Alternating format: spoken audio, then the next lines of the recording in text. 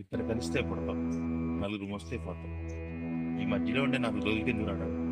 భగవంతుడు ఇచ్చిన దాంట్లో తృప్తి పోయి చూడు ఇచ్చిన మాడిపోతాం. మంచి పోతాలు లేనటువంటి కులమత భేదాలు నీకెందుకు రానట్లు కలిసే మనిషి అరిపే దీపానికి కాస్త ఎక్కువ నాలో బతికి నీకు అనవలేదు. అసలు విషయానికి వస్తే ఏంటంటే, ఒక ఇద్దరు కలయిక పుట్టింది. ఆ పుట్టిన వాళ్ళు మేలు ఫిమేల్ పర్సంటేజ్ అనేది ఒకటి ఉంటుంది.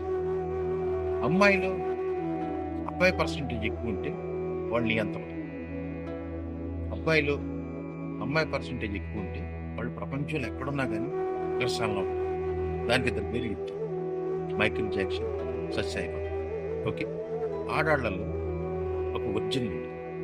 100 మందికి పెళ్లి చేస్తే దాంట్లో సక్సెస్ రేట్ వచ్చి 7 ఉంది. 93 డిజార్డర్ ఉంది.